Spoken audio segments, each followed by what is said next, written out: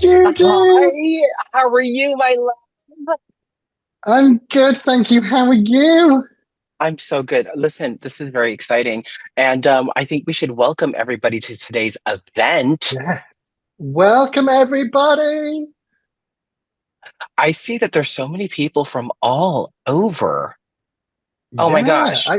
I loved everybody's introductions, saying where they were. I was like, oh, how Okay, lovely.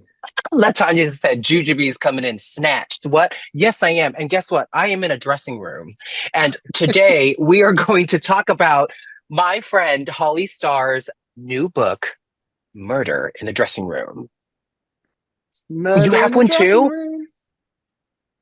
Wait, I thought I was the only one with a special copy. How dare you have the same book I have? Oh, so I'm joining everybody today from the dressing room of Drag the Musical at New World Stages. And Holly, where are you right now? Oh, I'm at home at an undisclosed location in the north of England. Undisclosed. You don't want to tell me Oh, where you yeah. live still? I keep it very private, Juju. You know that. For legal reasons. Well, I'm gonna start off introducing myself to everyone. I am Jujubee. I am a drag artist, and I'm currently working as an actor off Broadway in a musical called Drag the Musical. I first met Holly Stars doing Death Drop, a play that you wrote that was incredible. It changed my life. It was the first time I was ever on a huge stage in the West End, and I have you to thank for that. But Holly, let's talk about you. Tell the world who you are, because I know and I know why I love you. Well, my name is Holly Starr, and I am a stand-up comedian and comedy writer and author now with Murder in the Dressing Room, a misty divine mystery. And Murder in the Dressing Room is the first of at least three misty divine mysteries, which is very exciting. And it's the story of a up and coming London drag sensation called Misty Divine, who one night after the show finds her drag mother dead in the dressing room, poisoned by a chocolate. And she decides that she's going to find out who the killer was all by herself. So that's what the book is in a nutshell. And yeah, it's very exciting to be publishing it in the US and Canada and all over the place. Yuri in the comments says it's always chocolate. It's always chocolate. You're best Sweetie staying away chocolate. from it. It's bad for you. Well, it's great for you, but sometimes it's really bad when it kills you. When it kills Um, you, listen, I'm so grateful that I got a copy of this months ago. And I can't tell you how incredible the writing is. It's so colorful. It takes you on a beautiful journey. And let me just full disclosure tell everyone. I am not the most avid reader of books. I read, sweetie, but reading books isn't something that happens to me naturally, right? But this book I couldn't put down. Murder in the Dressing Room is there's so many twists and turns. I found myself casting myself. Yeah, I don't know if I want to be Lady Lady or Misty. what I loved when you know, you had a copy so early, they had to have one printed especially for you. And so yours was, I hadn't even seen a copy printed out by the time you got yours. But but That's what not I true, loved, is it? yeah, what I loved is that when you were reading it, you were live texting me, especially the build up to the dramatic finale. I was getting texts every 10 minutes from Jujubee saying, "Oh my God, I can't believe what's happening." I It was know. great. And then I remember texting you like, I never trusted that one. I think it's this one. And you knew the answer and you were so gracious to not tell me what the actual, what the actual ending was because I got so lost into it. You are so talented. you're such a great writer. I mean, I already knew this, from working with you before, but this is just a completely refreshed version of your work. And I'm so excited for everybody to read this. Marilyn, you say you have a copy. I see you in the comments. Have you read it? Because, baby, this took me on a journey. And I know you probably didn't do this, Holly, but when I read this, everybody had a British accent. They did for me as well. Mean, for all the parts of the book that wasn't spoken, it was in, my head voice, which is an American accent, but everything that was spoken, everybody had a voice to them. There was like each character was an individual person to me, and I fell in love with the detective drag queen in this. Like she really wanted to find out who hurt her friend, and that's something that I think I need to revisit ASAP. I showed this to Alaska, and she picked up the book, and she's like, "Oh, cool," you know. And Jimbo's sitting right next to me right now, getting ready. Say hi, Jimbo. I want to read this book. Yes. Hi, Jimbo. Get back to your corner, Jimbo. Well, what was nice for me about writing Misty is that the book is sort of half from Misty's perspective and half from her perspective out of drag. And out of Mm, drag, Misty is Joe, who is very nervous and kind of plain and works in a hotel as an accounts assistant and hates their job. And but still wants to do this investigation and finds the confidence through drag of dressing as Misty to really go out and interrogate people and try and solve the murder. And a big part of the work of all of the edits and the whole process was making sure that balance was right of how much Misty are we getting and how much Joe are we getting so that this feels like a fully rounded human being. Because mm, I'm aware when I'm watching crime shows on TV, it's especially on TV and occasionally in books. When there is a drag character, we only ever see them in drag. We only ever right. see them as performers. But that's just one part of a drag artist's life. They have outside of that relationships and second jobs, maybe, and all sorts of things going on, family lives that we aren't always shown. And so I really tried hard to make sure that Misty felt like someone we could believe in. So I'm glad that you enjoyed Misty. She's so fun. Yes, she is. She's really fun, and I found myself just falling in love with her tenacity and her need to find out, and even being in the club slash bar. I I've never been there, but I've been there. I was like, Yes. oh, I know what this place is like. I know what it smells like. I know that I have a Diet Cola. There's a very specific Diet Cola I like, but I don't want to mention the brand name because the only brand name we should talk about here is Barnes and Noble, sweetie, and that's exactly where everybody can get a copy. If you haven't ordered the copy already, I think everybody's going to get it in about 8 to 10 days, and that's going to Yeah, be if especially from they you. ordered if you ordered with the signed book plate, it's like 8 to 10 days and then it'll be sent to you. That's what Barnes and Noble said. Well, I feel like I need to take a trip to London so you could sign this book for me. I would sign that book for you, Jujubee, You anytime. know, I'm gosh, I like what can we talk about in this book where we don't give away what happens? Well, the Barnes and Noble people said before that a few people attending tonight had asked if I would read some from the book, and apparently authors don't like it normally, but I don't mind it. So I can read like the first page or something if people want a snippet of Murder in the Dressing Room. Um, if you want, Juju, shall I do that? I think Yes. Matilda Lots of wants, Anna wants, Yuri, yes. oh, Please read. Marlene, everybody Oh, wants okay. this. I'll read them again. Okay. This is the prologue. Dead. There was no doubt about it. Lady was dead. She was dead and her wig had fallen off. Misty had never seen a dead body before, the closest being a pigeon she'd seen get run over by a taxi on Charing Cross Road last week, except the pigeon's death had been an accident. Lady's death was clearly something more sinister. A murder, Misty knew instantly. Lady has been murdered. Misty gasped in horror as she opened the dressing room door and discovered the body.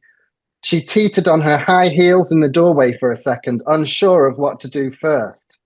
Her drag queen instincts were kicking in, and she desperately wanted to put Lady's lavender wig back on to cover up her exposed bald head. But she shouldn't.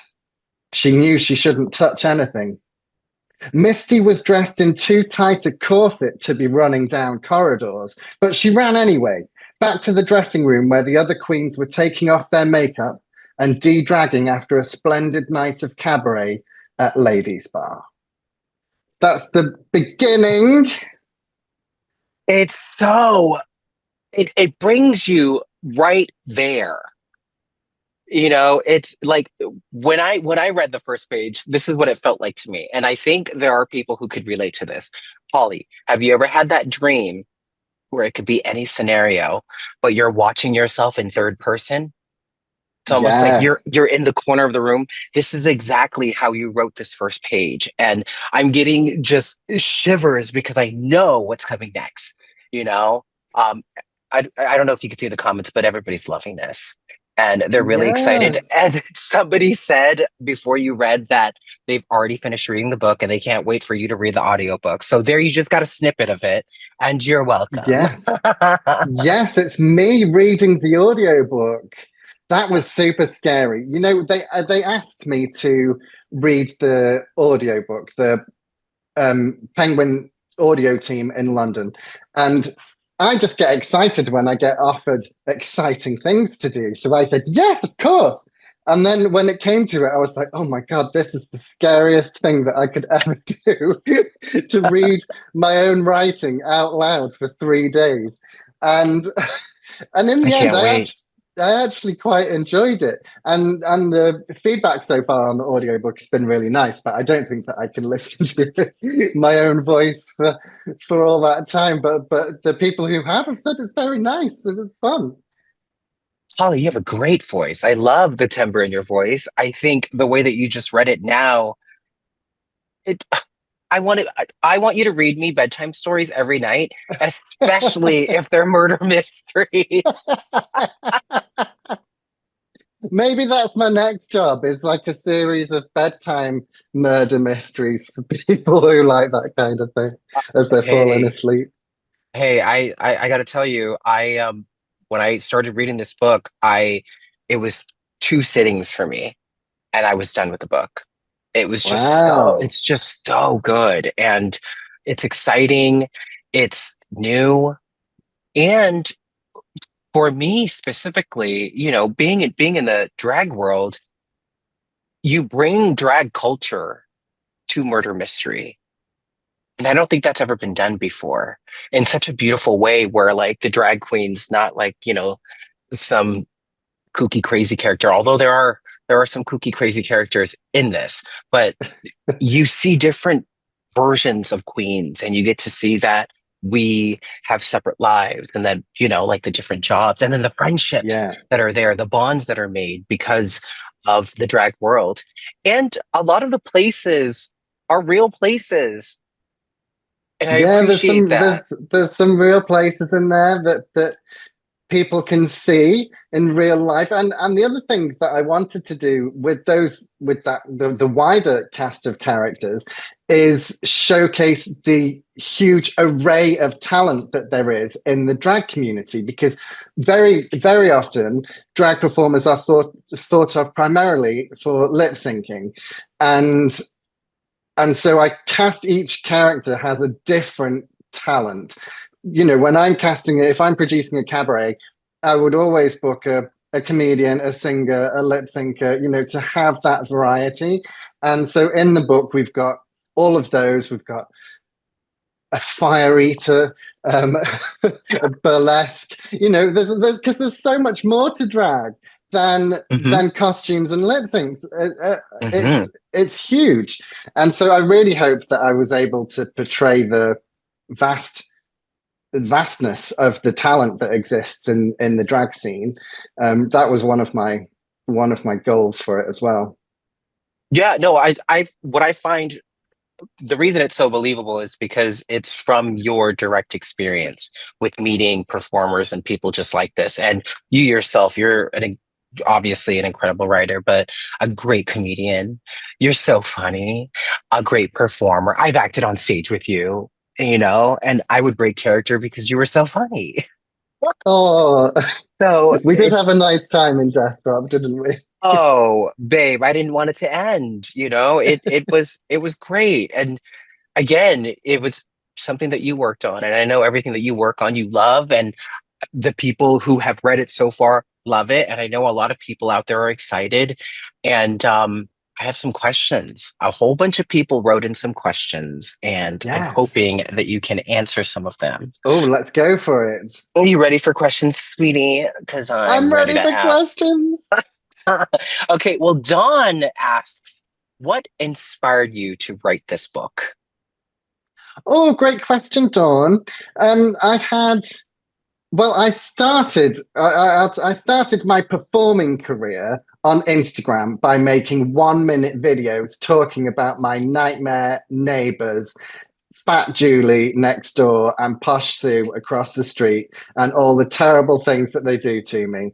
And I made these videos on Instagram, and people started following the stories. And then I got asked to perform them live. And so they grew so that I could do full sets, full cabaret sets of them. And that turned into hour-long solo shows. And then I was asked to write Death Drop. And after Death Drop, I thought, what can I do now with this fun drag murder mystery thing that I've got happening? Because for years before the performing, I had been trying to get crime fiction published. And I was like, I might give that a go again. I'd kind of given up in favor of doing stand up. And I thought I'd give that a go again, but see if I can mix it with the drag work. And that's how Murder in the Dressing Room came about. Was me thinking, I've got this long forgotten dream of being a crime fiction author, but I've also got a bit of an audience now for my drag work, and so I thought if I mix the two together, it might pay off. And I think it is. I think it absolutely It is. has a little bit. It has. It's very exciting. I mean, I think it's paid off enough for us to be doing this live stream celebrating your book with Barnes and Noble. Well, yes, that's quite fancy, It's, isn't it? it's pretty cool. It's pretty cool, you know. I have another question. I have so many questions for you, so I'm going to move on to the next one right now. Yes. Tony asks, how different is it? Um, excuse me. How different is it writing? Hold on, let me see what this says. How different is the writing process for writing Mr. Divine mystery novels compared to one of your hilarious live shows, such as Justice for Holly? Oh, it's quite different, really. Writing the stand-up shows, I tend to do that out loud. So I will sit at my computer or I will pace around the room and tell the stories out loud until they crystallize into a series of jokes.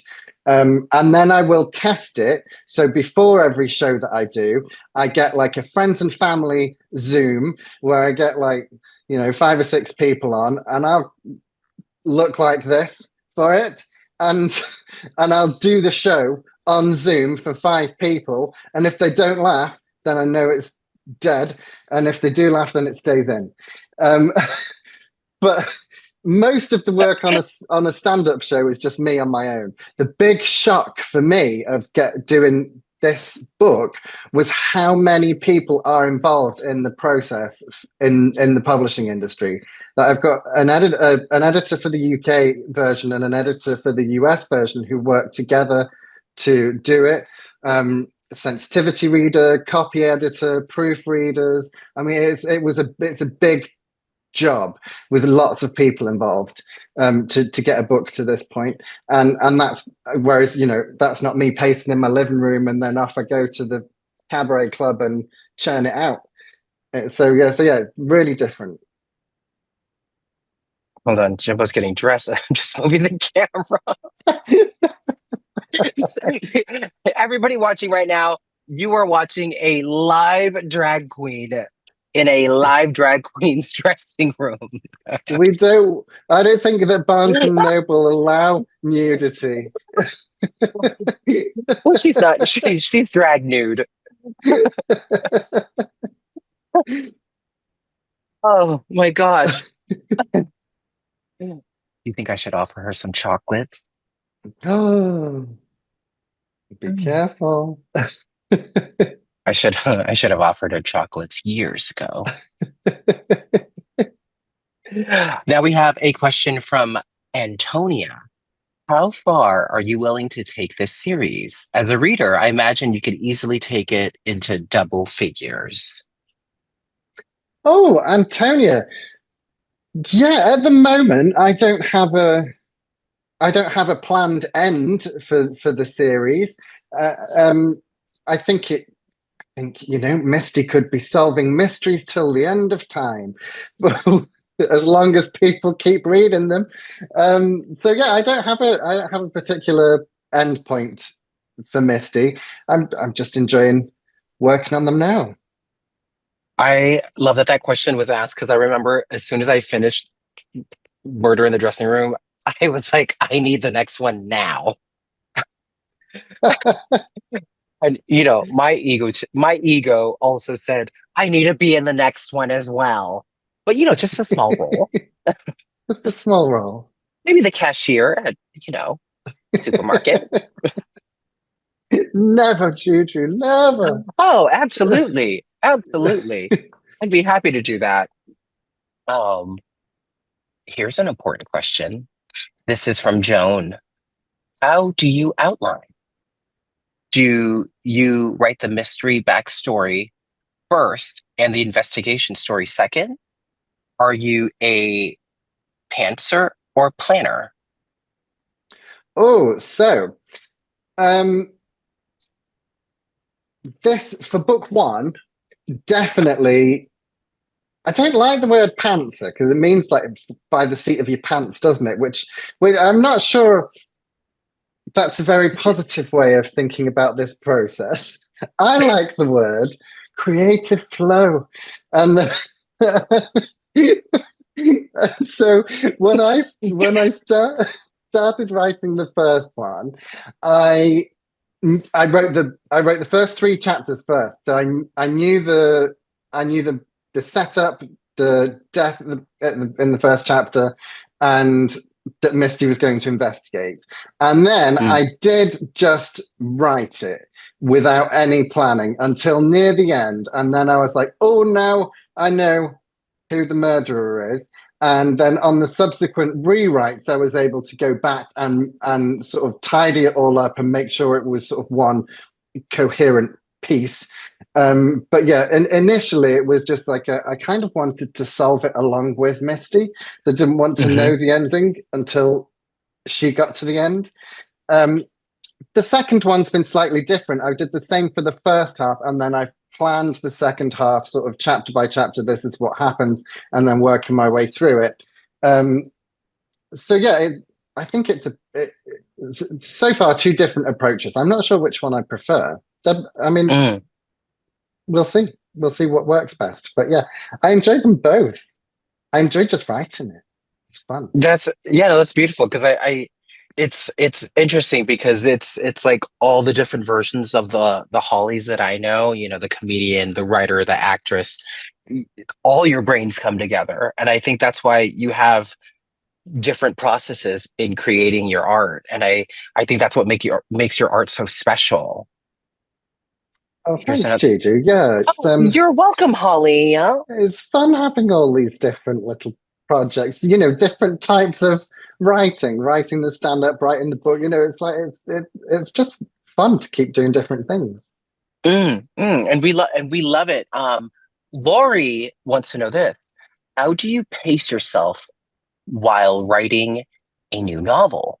What does your writing schedule typically look like? I am terrible at this. What do you mean? Well, some writers have like a goal every day where they're like, every day I'm going to write 3,000 words, or every day Mm, I'll write 5,000 words. Well, I have days where I'll sit down and I'll manage a paragraph of like 200 words. And then I'll have mm. days where I'm so in it, I'll get like 8,000 done in a day. And I try not to put any pressure on myself with goals and targets like that. But I do have obviously deadlines by from the publishers of when things need to be edited and finished and drafted and whatnot. So I try and meet those as much as possible. Um, Mm. but at the same time, I don't have a very um, writing isn't my only occupation. So I'm not at my desk all day every day because there'll be times when I need to go, elsewhere to do a show, or in the summer I was away for 4 weeks doing Edinburgh Fringe Festival. So there's stuff that comes up that means I can't quite keep a regular schedule. I'm still working that out. That's what That's I'll say. okay. That's okay. You create beautiful work, and we're excited for the next ones. Rachel wants to know, who is your favorite character that you have created in your book and why? Oh, my favorite character in the book is a character called Auntie Susan, and she is a older drag queen who runs a pub. And I can't tell you any more than that without giving away some details that will need to be revealed later when you read it. But there is a chapter with Auntie Susan in the book that was my yeah, she was my favorite character to write. I have Brianna in the chat asking a question, Oh, and they ask, what crime books or shows do you enjoy or served as inspiration for Murder in the Dressing Room? mm, I like all sorts of crime shows. I love and this is probably one of the very few bits in the book that is actually uh, based on me in any way, is that Misty believes she can solve this murder because she's watched a lot of Criminal Minds. And I love Criminal Minds, and I love Matthew Gray Gubler from Criminal Minds. And I went through, I'll tell you this, Jujubee, and everybody else. We I want to went know. through Tell us. I went through a period where I couldn't cope at all with seeing all the nonsense that was coming up on my For You page on Instagram. And because I'm on Instagram all the time, I was like, I can't look at all of this. And so I just picked someone and thought, well, I'll train the algorithm to show me pictures of just one person. And then I don't have to worry about seeing all the things I don't want to see. And so I interacted only for about a month with pictures and videos of Matthew Gray Gubler from Criminal Minds. And it did actually, and it worked. And my, my For You page was just 100% Matthew Gray Gubler, like a crazy person, I know. But, Mine's all cat. oh, that's nice. But you have a lovely cat. Yeah, mine's all cats and gardening. That's I'm in my 40s. I'm 40, so I guess I can say I'm in my 40s. But cats and plants, that's my era. But I'm Yes. really I'm really glad you have your algorithm figured out. Oh my gosh. Okay, Aaron wants to know, how long did it take you to finish Murder in the Dressing Room? How long does it typically take you to finish writing a book? And how much time did you do on research alone? So, in terms of writing it, it took me maybe, I'd say, about 6 months to get a draft done for the agents. And then I did 2 rounds of sort of structural edits and rewrites with the agents before it was pitched to publishers. And then there were multiple rounds of edits and rewrites and proofreading to do after that. The whole process from starting until now has been about 2 years. And then I have a year on each of the following books. So the Mm. deadlines are a bit tighter going forward. But yes, that's what the schedule is like. And then what was the That's other part of that question? I can't see it. Oh, Erin, uh how much how time did much? you spend on research alone? Well, I didn't do a block of research. I just kind of did it as I went. So if I got to a point where I wasn't sure of something, then I would do the research. Most of the book, when you read it, you'll see is set in London and in Soho, which is where I work mostly doing stand up. So I kind of know Soho quite well. Mm. And then the other venues, one of them is the RVT, and I've worked there before. So, talking about what the dressing room looks like, what the layout is like, it was stuff that I knew. There wasn't a huge amount of new research to be done, but I kind of did it on the go. That's I honestly when I was reading, that's what I loved most about it was I've been on these streets and I've been to places with you. And so it just to me, I knew that it was a story that you made for us to read, but it felt so real and I felt such a connection to each person and I knew who I didn't like in the book and I knew who I wanted to be and I knew who was my best friend and you know, so it you have a way of just giving us this world and plopping us right into it. And I think that's really beautiful. And Marcia has a question in the chat. Mhm. Marcia says, I read that you're training to be a private investigator. How is that going? And will that be a big help in your writing? Well, I'll tell you how it's going. It's not. I was. I was training to be a private investigator at the time that the book was being pitched to publishers. And I did the first two modules of a private investigation course. And then the book deal happened and all sorts of other things happened. Shows came up and I just couldn't keep on top of the studies and everything else. And it was the only thing that I was able to put to one side. And I would love to pick it up again because I think it would be extremely useful for what's coming, but I can't tell you any of that. Um, so one day I would like to pick up that course again. But yeah, I did the first bits of it and then had to stop. Mm. I'm But it was just very imagining. interesting. Oh, can you tell us more about that? Or you can't? What? Holly, this is what I'm imagining though. You being a private investigator in full drag like you are now, trying to hide behind a bush. Yes, going hunting for cheating spouses like this be fantastic, wouldn't it? They could make a Yeah, it would be. documentary about me. Yeah. I'd probably be the other I'd probably be the one you caught them cheating with. Oh. Ooh, Abina asks, what was your hardest scene to write in Murder in the Dressing Room and why?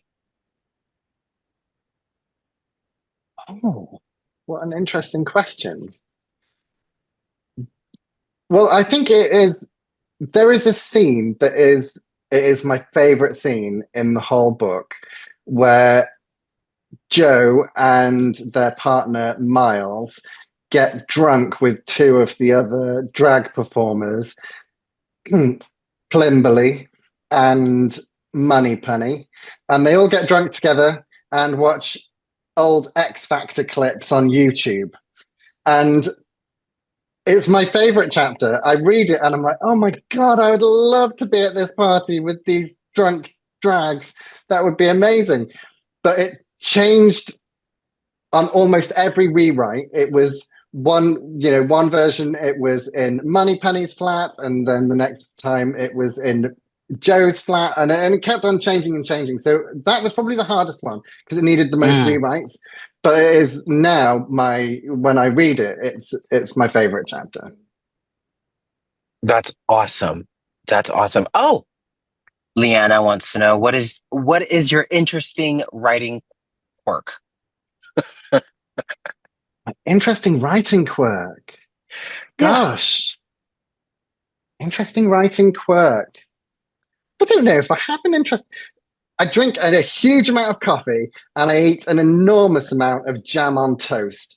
And that is probably my writing quirk is that I need sugar, carbs, and caffeine and nicotine to What get kind of through. jam?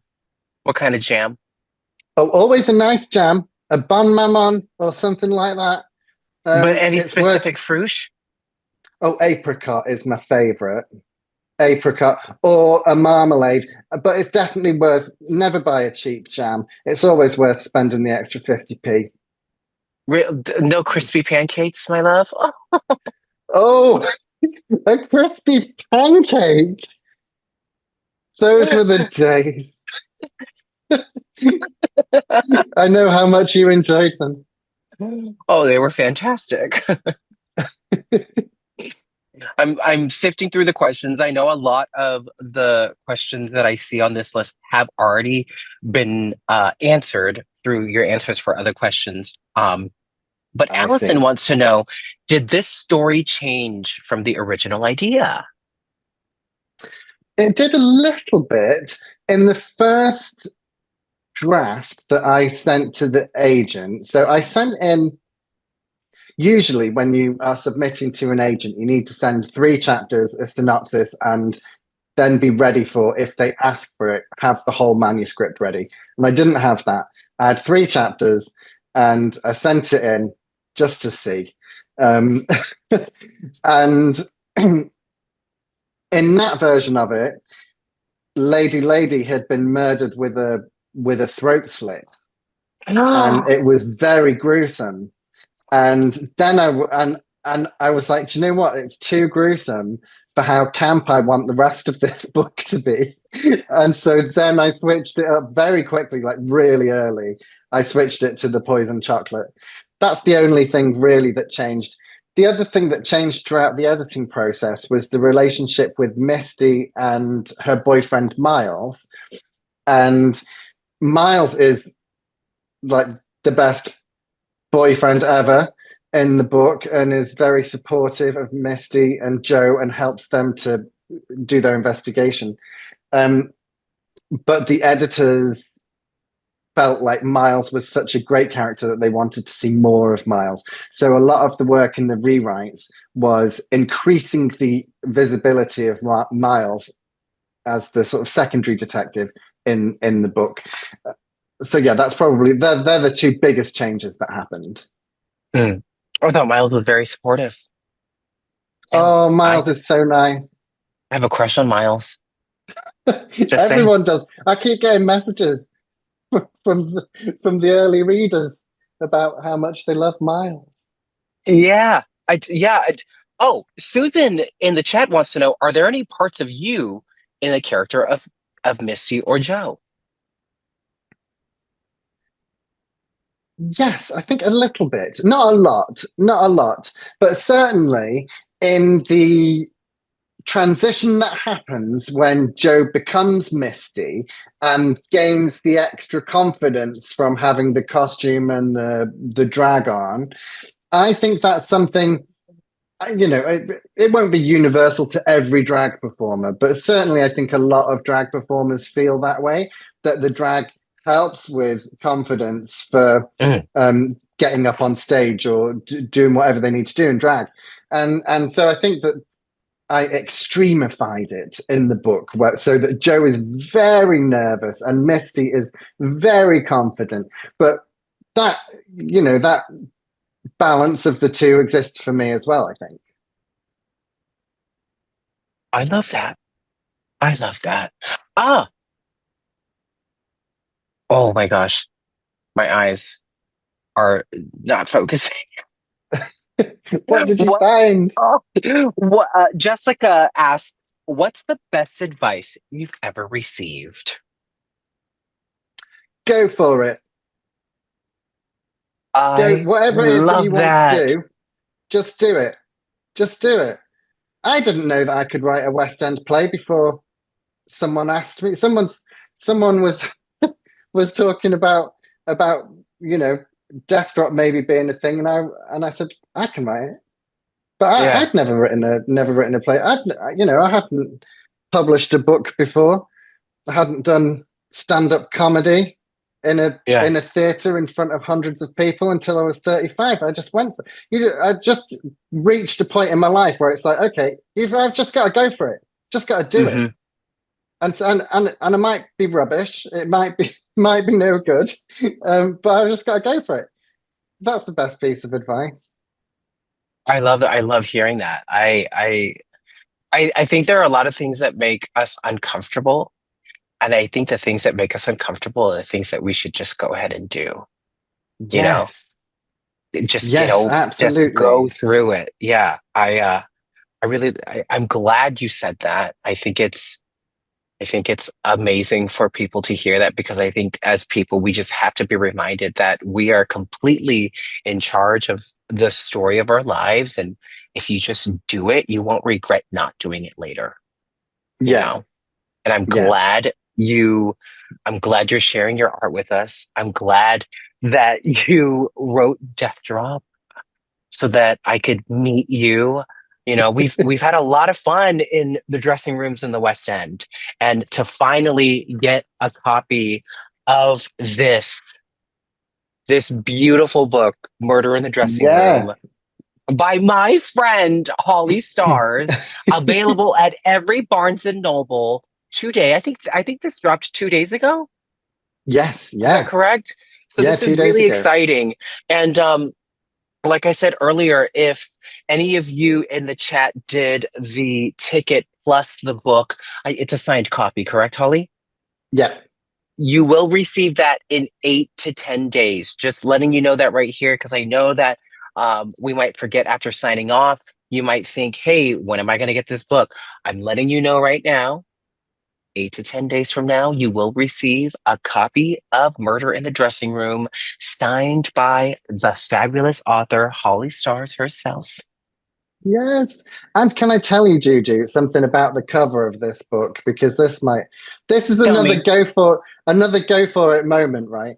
The publishers asked me, in a dream world, what would you like the cover to be? And they were very non-committal. It was like, you can give us your thoughts and then we'll decide. And I was like, yeah, that's fine. And so they said, send us comparison covers of what you would like, covers that you like. Hmm. And I only sent them one, and I was like, I'm just gonna send it because it is true. It is my favorite cover, and I sent them a Sweet Valley High because I was like, and I put in the explanation, I want it to be like pastel pink, and I would like to see an 80s style illustration on the front.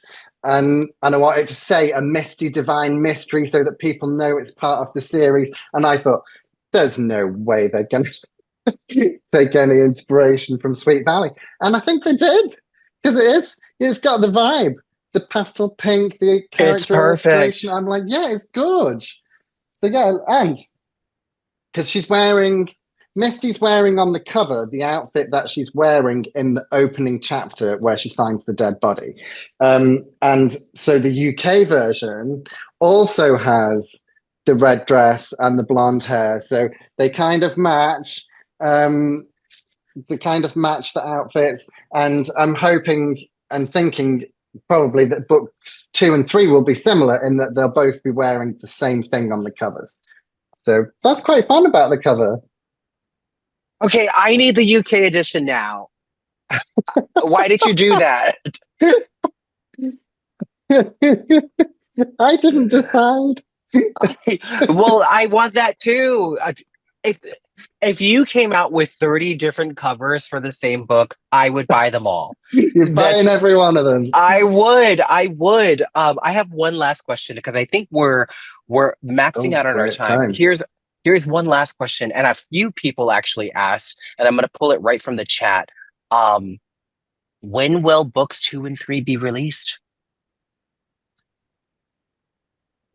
Scheduled, I believe, for the same time next year and the following year after that. So that's my understanding is that there'll be one a year early in the year, but the precise dates and things are not confirmed yet. But yeah, that's what I understand is that's how it will go. So what you're saying is everybody else has to wait a year, but I get my copy a lot earlier. So I So you because can I do the need nice it. quote from the back.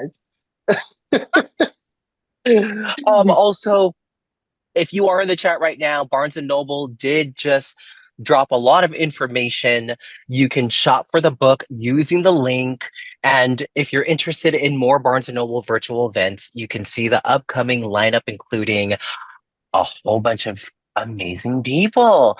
And for those who purchased a ticket that included a book with a signed book plate, it will be mailed after the completion of the live event. Please allow ample time for shipping. It's typically, again, 8 to 10 days. And thank you so much, everybody, for coming. It's been so nice having your questions and your comments and seeing where you came from. It's so exciting. So thank you all for coming. And Jujubee, thank you to you for an amazing job hosting today. Well, thank you for asking me, Holly, and thank you in advance for the next 2 installments of the book coming to my house soon. You're very welcome. You can pick up the chocolates from the post office tomorrow, my dear. I've already sent Yeah. them. All right. Well, thank you, everybody. Thank you. We'll see you the next time we do this. Thank you, Holly. I hope you have a great evening where you are, and everybody have a great day. Thank you for joining us for this live chat. Bye. Bye.